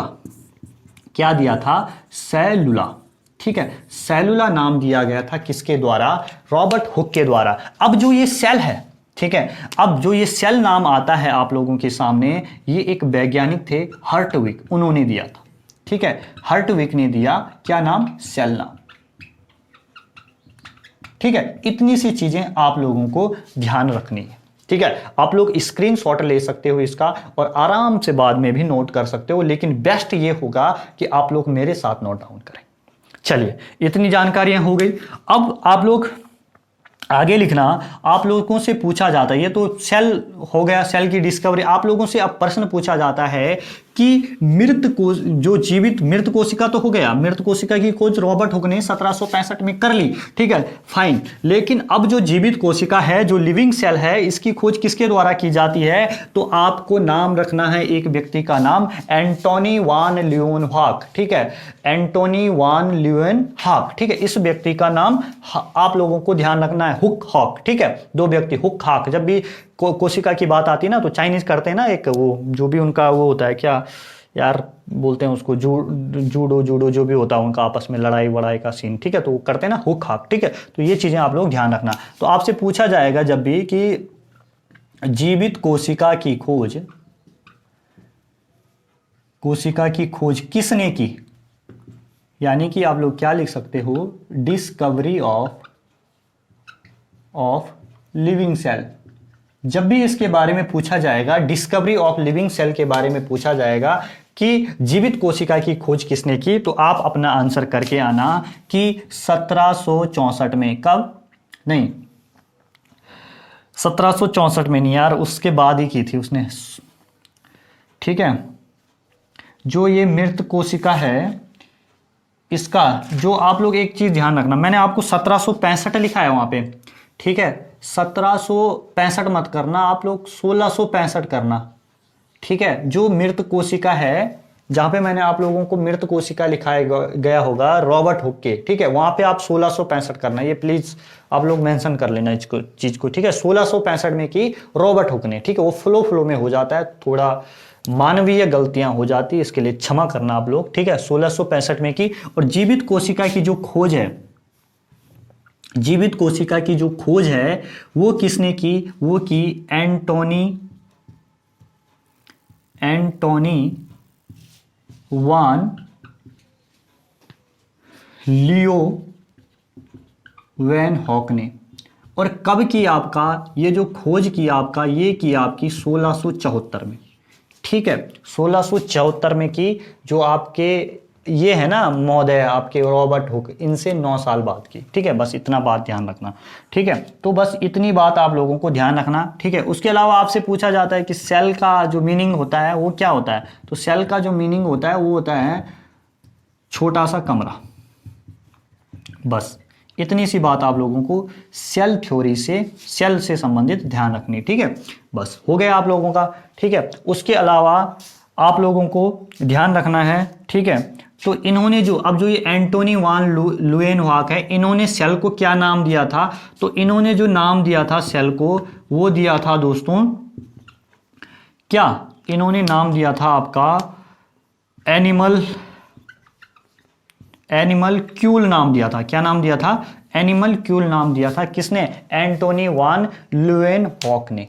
बस इतनी सी जानकारी आपको रखनी है किसके बारे में, एंटोनी वान ल्यूएनहॉक के बारे में। और आपसे पूछा जाएगा कि जो वायरस है इसकी खोज किसने की थी, तो वायरस की खोज भी आपके एंटोनी वान ल्यूएनहॉक ने की थी। बस क्लियर है। आगे पहले बढ़ते हैं, अब हम बात करते हैं सेल थ्योरी के बारे में, ठीक है। सेल थ्योरी के बारे में अब हम यहाँ पर पढ़ने वाले हैं। सबसे पहला प्रश्न तो यही पूछा जाता है, बार बार पूछा गया, आप देख लेना, ठीक है, कि सेल थ्योरी किसने दी, ठीक है। पहला प्रश्न ये पूछा जाता है कि सेल थ्योरी किसने दी, तो सेल थ्योरी में आप लोगों को ध्यान रखना है कि सेल थ्योरी दी जाती है स्लाइडन और स्वान के द्वारा, ठीक है। दो नाम है, ठीक है, स्लाइडन और स्वान। अब देखो इन्होंने क्या क्या बातें की, ठीक है, वो सब चीजें मैं आप लोगों को यहां पर डिस्कस करने वाला हूं। सबसे पहले आप लोग लिखिए सेल थ्योरी। सेल थ्योरी यानी कि कोशिका सिद्धांत। कोशिका सिद्धांत किसके द्वारा दिया गया, तो सेल जो थ्योरी है ये दो शख्स थे, एक है आपका स्लाइडन और एक है स्वान। अब दोनों के बारे में आप लोगों को एक चीज ध्यान रखनी है कि एक था जूलॉजिस्ट, जो ये स्वान था ये था जूलॉजिस्ट, और जो ये स्लाइडन था ये था बॉटनिस्ट, ठीक है। ये था जूलॉजिस्ट और एक था बॉटनिस्ट, दोनों ने अलग अलग काम किया, लेकिन एक ने जीवधारियों के बारे में बताया, एक ने पादपों के बारे में जानकारी दी, ठीक है। तो दोनों की थ्योरी को मिला दिया गया और इसको बोला गया कोशिका सिद्धांत, और इस थ्योरी को बोला गया स्लाइडन और स्वान ने जो दिया है आपका कोशिका सिद्धांत। बस इतनी सी बात ध्यान रखनी है। तो इन्होंने क्या बात बोली, इन्होंने सिर्फ एक फंडा बोला कि भाई जो ईच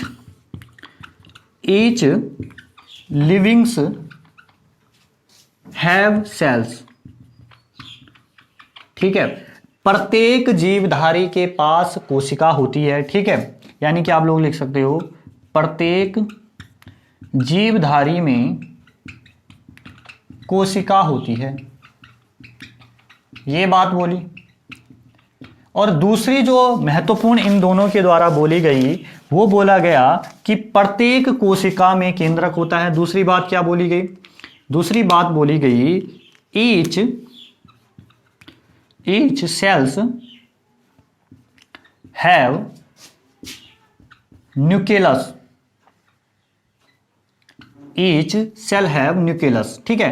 प्रत्येक कोशिका में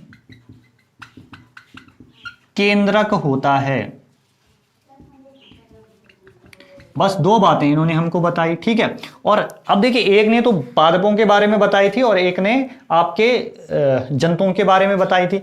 तो लेकिन इन दोनों की बातों को संग्रह किया गया, दोनों की बातों को संयुक्त किया गया और उस थ्योरी को नाम दिया गया कोशिका सिद्धांत यानी कि सेल थ्योरी। क्लियर है। आई होप आप लोगों को इतना पता चल गया होगा। अब देखिए कुछ एक्सेप्शन है, कुछ अपवाद हैं, ठीक है। तो अपवाद क्या क्या है सेल थ्योरी के वो हमें जानने हैं। अब देखिए इन दोनों ने तो बता दिया, ठीक है। दो तीन अपवाद बताऊंगा मैं आप लोगों को, क्या क्या अपवाद हैं उनको आप लोग अच्छे से समझ। अब देखो इन्होंने दो चीजें तो बता दी, ठीक है, कि प्रत्येक जीवधारी में क्या होती है, कोशिका होती है, ठीक है। सेल थ्योरी के अनुसार क्या क्या चीजें फॉलो होनी चाहिए कि एक तो प्रत्येक जो प्राणी होगा, जो जीवधारी होगा, उसमें आपकी क्या होगी, उसमें होगा दोस्तों क्या, कोशिका यानी सेल होगी, और प्रत्येक कोशिका में केंद्रक होगा। ठीक है, ये बात इन्होंने कह ली, यानी कि जो वो प्राणी नहीं है जिसमें केंद्रक नहीं है, और वो भी प्राणी नहीं है जिसमें सेल्स नहीं है। तो ये चीजें हैं। तो अब आप लोग देखिए, अब आप लोग हेडिंग डालेंगे कोशिका सिद्धांत के अपवाद, ऐसा हिंदी मीडियम वाला लिखना, और जो अंग्रेजी मीडियम वाले हैं, अंग्रेजी माध्यम वाले हैं, वो लिखना है exception of cell theory, exception of cell theory. अब देखिए थोड़ा सा बहुत ऊपर नीचे हो जाए, मैं कहीं पे जो उच्चारण है उसमें गलती कर लूं तो भाई उसके लिए आप थोड़ा मुझे माफ कर लेना। ठीक है, अब देखो होता है ना, एक चीज होती है, अगर मैं गढ़वाली हूं, ठीक है, अब जैसे आप देखोगे राजस्थानी है, बिहारी है, ठीक है, आपका अवध वाला है, तो अगर इन लोगों के अंदर मैंने एक चीज खूबी देखी, वो खूबी क्या देखी कि अगर मैं गढ़वाली हूं, अगर मेरे से थोड़ा सा गढ़वाली टोन झलक जाएगा ना, तो भैया बहुत लोगों को तकलीफ, अरे यार ये गंवार आदमी है, ये ऐसा है वैसा, कुछ नहीं आता है, ठीक है, बहुत चीज़ें होने लग जाएगी। लेकिन जब भोजपुरी आप लोग देखना, भोजपुरी देखना, राजस्थानी वो मारवाड़ी बोलेगा, टीचर है देख लेना आप लोग, ठीक है, और अवधी वाला अवध में बोलेगा, ठीक है, तो बिहारी भोजपुरी बोलेगा, पहले ही बोल दिया मैंने, ठीक है। तो इनके लोग बड़े इंटेंशन के साथ इनको देखेंगे, अच्छे से देखेंगे, ठीक है, नहीं कहेंगे कोई। लेकिन हमारे जो अब कुछ भी बोले, ठीक है, ये एक अवधारणा बना रखी है कि गढ़वाली टोन नहीं आना चाहिए, ठीक है। जो हमारी भाषा है, हमें गर्व होता है अपने इसमें कि जितनी भी बुक है, ठीक है, चाहे हिंदी के अंदर आप लोग देखोगे तो हिंदी के अंदर, पहाड़ी हिंदी के अंदर, ठीक है, पहाड़ी हिंदी के अंदर हमारी जो उत्तराखंड की जो दो बोलियां हैं, जो दो तीन बोलियां हैं, चाहे वो जौनसारी है, चाहे कुमाऊनी है, चाहे वो आपका गढ़वाली है, ठीक है, ये बड़े फक्र के साथ दी गई है। तो हमें बिल्कुल, अगर कहीं पर हमें गढ़वाली हम बोलते हैं, गढ़वाली शब्द हम यूज बोलते हैं, तो उसके लिए हमें किसी प्रकार का खेद नहीं होना चाहिए, ठीक है। हमें गर्व है अपनी गढ़वाली पे, हमें अपनी कुमाऊनी पे गर्व है, हमें अपनी जौनसारी पे गर्व है, ठीक है। तो इसलिए आप लोग, जैसा मेरे साथ नहीं, किसी और के साथ भी, चाहे कोई भी व्यक्ति हो, ठीक है, तो उस आदमी को उस नजरिए से ना देखिए यार कि इसके तो बीच बीच में गढ़वाली टोन झलकता है, ये होता है, ठीक है, ऐसा कुछ नहीं होता है, ठीक है। इसलिए अपनी जो भाषा है उसको आप लोग प्रमोट कीजिए, आप लोगों को बहुत गर्व होगा अपने ऊपर। चलिए, ठीक है, कोशिका सिद्धांत के अध्ययन है, एक्सेप्शन ऑफ सेल थ्योरी, ठीक है। तो क्या क्या है, सबसे पहले आप लोगों को ध्यान रखना है, सबसे पहले हम पढ़ेंगे वायरस के बारे में। थोड़ा सा स्याही खत्म हो गई है।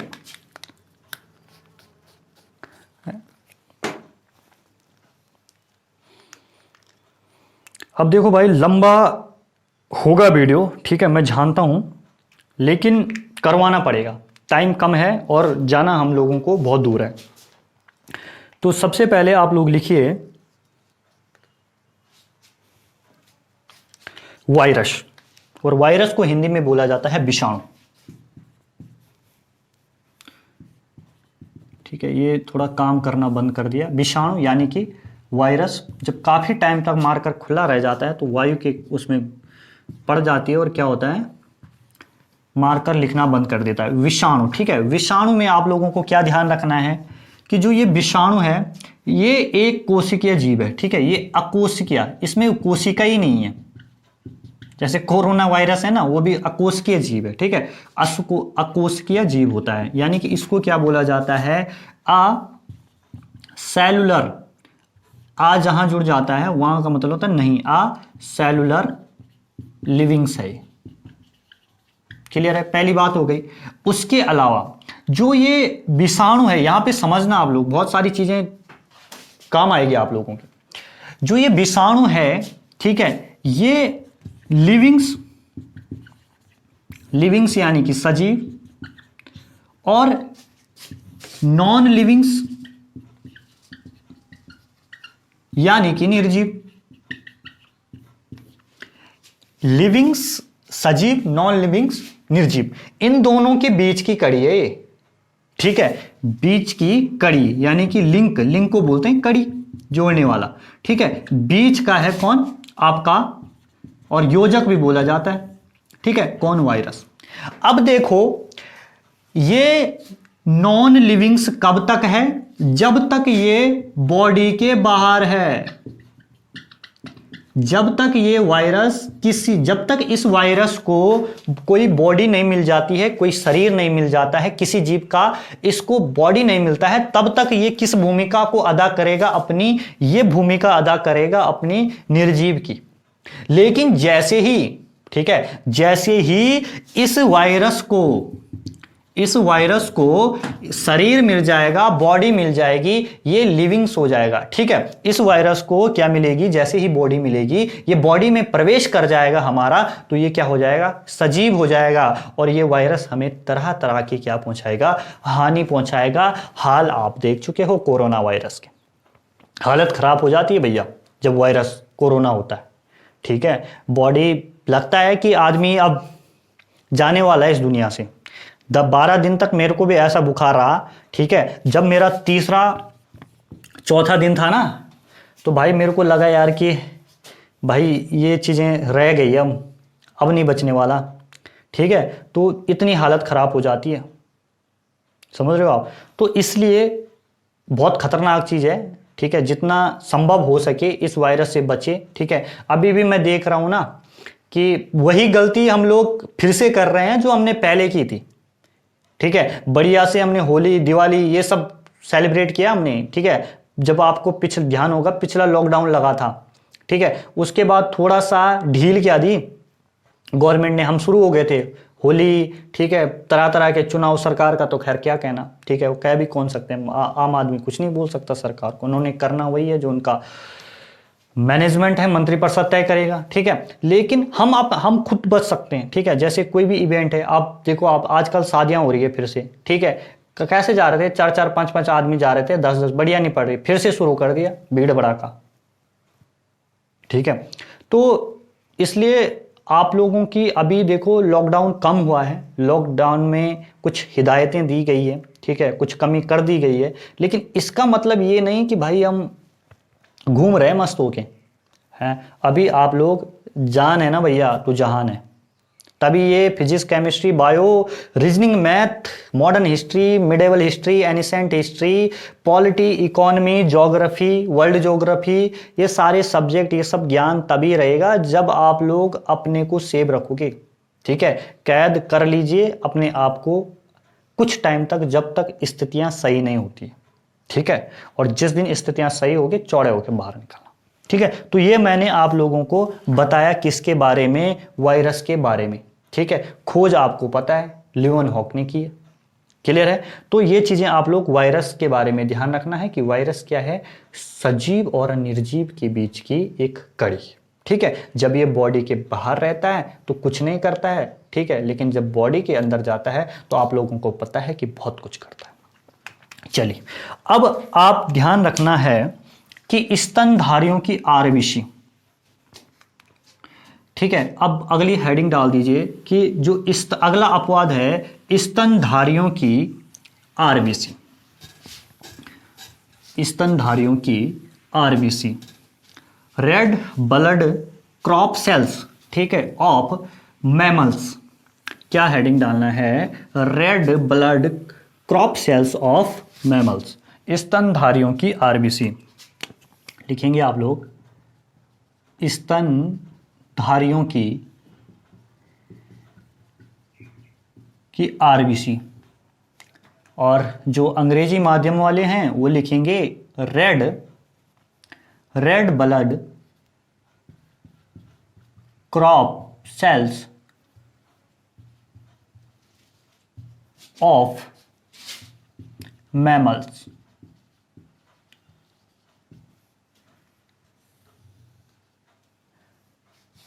अब देखिए इसके अंदर आप लोगों को क्या जानना है, जो ये स्तनधारियों की आरबीसी होती है, इसमें आपका जो केंद्रक है, ठीक है, जो आपका न्यूक्लियस है वो नहीं पाया जाता है, केंद्रक नहीं होता है। क्लियर है? क्या नहीं होता है? केंद्रक नहीं होता है। लेकिन अपवाद के अंदर भी अपवाद है। कुछ स्तनधारी ऐसे हैं जिनमें मेमल्स बोलेंगे, ठीक है। अब मैं हिंदी में लिखूंगा तो अंग्रेजी वाले नाराज हो जाएंगे और अंग्रेजी में लिखूंगा तो हिंदी वाले नाराज हो जाएंगे, तो इसलिए मैंने ये नाराज वाला जो कॉन्सेप्ट है ना ये रहे ना, ठीक है। तो दोनों लिखूंगा मैं यहां पर, ठीक है। तो अब आप लोग लिखोगे स्तनधारी, ठीक है। तो स्तनधारी जो है उनमें कौन कौन से ऐसे हैं जिनके अंदर आरबीसी होती है, ठीक है। तो सबसे पहले आप लोग जैसे जिराफ हो गया। अब जिराफ का मेरे को नहीं पता यार अंग्रेजी में क्या बोलते हैं, ठीक है। मैं एक हिंदी मीडियम का स्टूडेंट हूँ, तो जिराफ पता कर लेना। वो जो लंबे लंबे रहते हैं, और जो अंग्रेजी मीडियम वाले हैं जिराफ नहीं समझ रहे होंगे, लंबे लंबे रहते हैं और जो उनका जो गर्दन रहती है काफ़ी लंबी रहती है, ठीक है, समझ गए होंगे आप लोग। उसके अलावा लामा होता है एक प्राणी। उसके अलावा आप लोगों को ध्यान रखना है, ठीक है, ऊँट का मुझे पता है अंग्रेजी कैमल होता है, ठीक है।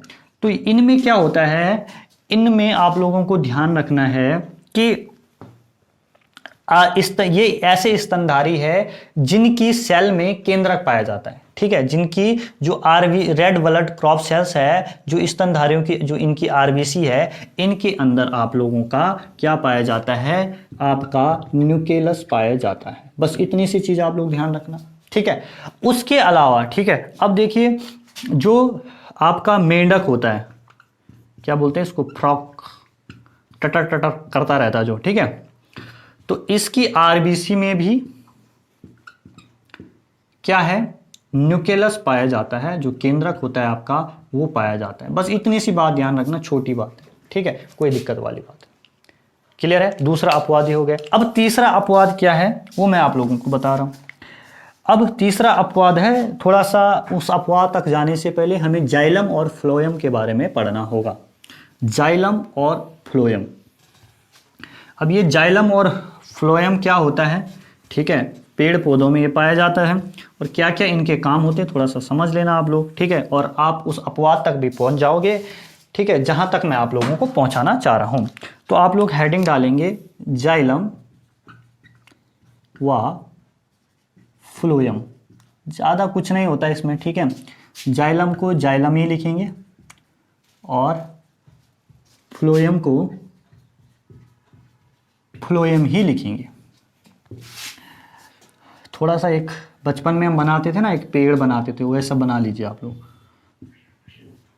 ये जड़ें हैं पेड़ की, ठीक है। ये पेड़ का वो है डंठल, तना बोलते हैं आप जिसे।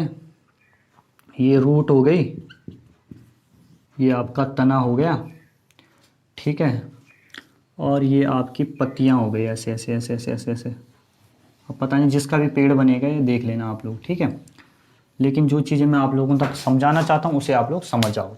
तो ये पेड़ है, ठीक है। बन तो ऐसा लगा जैसे तंत्रिका कोशिका बन गई होगी, लेकिन ठीक है, बढ़िया है। अब ये पत्तियां हैं। अब आप लोगों को पता है कि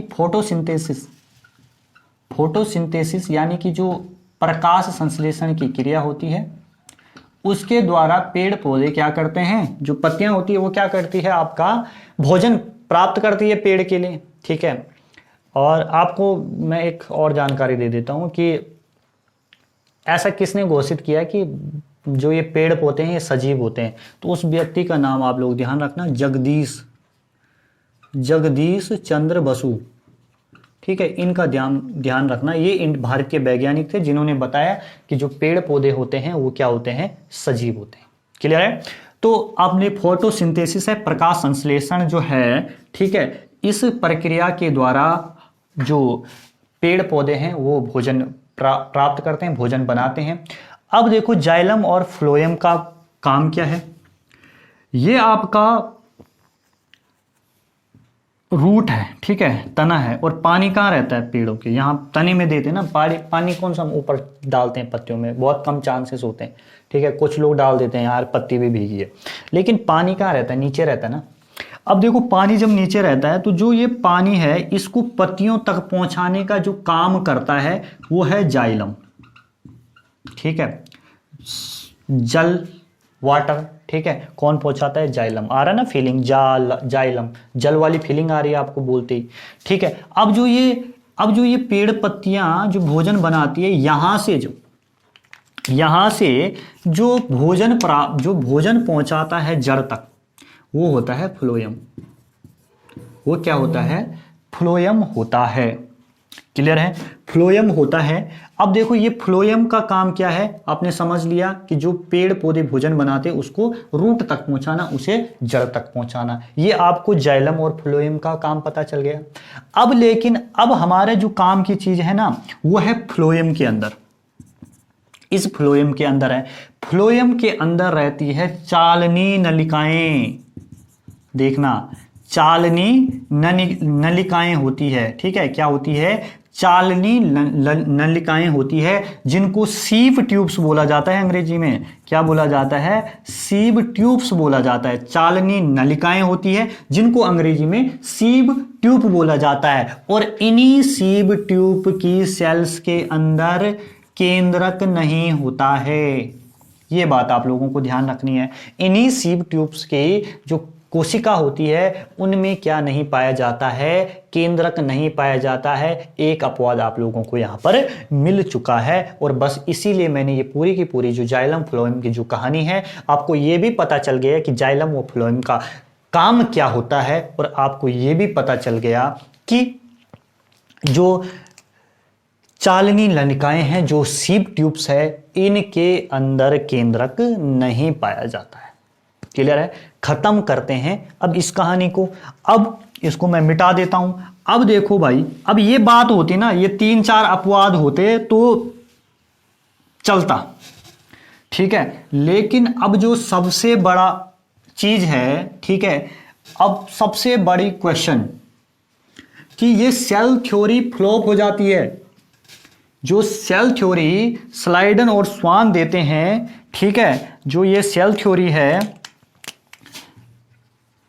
सेल थ्योरी जो है, जो ये आपका कोशिका सिद्धांत जिसको हम पढ़ रहे थे अभी तक, ये कोशिका सिद्धांत फ्लॉप है, ठीक है। कोशिका सिद्धांत फ्लॉप हो जाता है, ठीक है। और फ्लॉप क्यों होता है वो मैं आप लोगों को बता रहा हूं। 2 वैज्ञानिक थे ना, स्लाइडन और स्वान, दोनों को बुलाया गया, ठीक है। दोनों को बुलाया गया कि भाई तुम ये बताओ कि ये ठीक है, चलो 3 अपवाद हम तुम्हारे मान लेते हैं, चलेगा, कोई बात नहीं।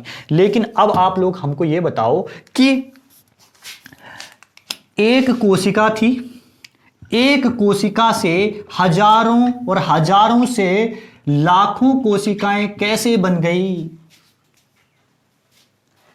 अब जैसे ही स्लाइडन और स्वान से महान बुद्धिजीवों के द्वारा यह प्रश्न पूछा जाता है, ठीक है, वहां की पब्लिक, वहां के जो बुद्धिजीव वर्ग था उनके द्वारा ये चीजें पूछी जाती है, वैसे ही स्लाइडन स्वान चुप, उनके पास आंसर ही नहीं रहता है, ठीक है। अब मौन धारण करने का मतलब है कि बस काम हो गया, ठीक है। तो ये चीजें कि एक कोशिका से हजारों कोशिका, यानी कि जो सेल डिवीजन का जो कॉन्सेप्ट है, ठीक है, उसको ये नहीं समझा पाए। क्लियर है? इसलिए जो ये आपका जो ये सेल थ्योरी है, ये फ्लॉप हो जाती है स्लाइडन और स्वान की। क्लियर है? बस इतनी सी बात आप लोगों को ध्यान रखनी है। आज की क्लास हमारी यहां पर ही कंप्लीट होती है दोस्तों, ठीक है। आई होप आप सारे के सारे लोग अच्छे से इस क्लास को करेंगे, ठीक है।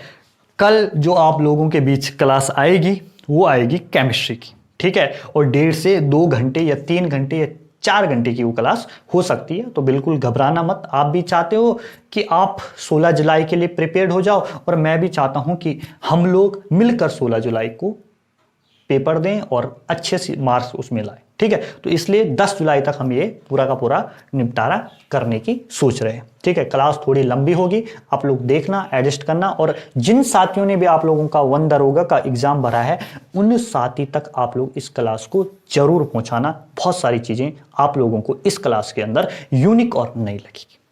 बाकी जय हो दोस्तों, मिलते हैं आप सभी लोगों से अपनी नेक्स्ट वीडियो के अंदर। अभी मैंने शाम को उत्तराखंड का वीडियो भी रिकॉर्ड करने वाला हूं, ठीक है, क्योंकि वो तैयारी जो वीडियो के लिए हमने 7-8 महीने तक जो तपस्या की है, ठीक है, उसको भी हम यहां पर नहीं छोड़ने वाले। बाकी जय हो, मिलते हैं आप सभी लोगों से नेक्स्ट वीडियो के अंदर।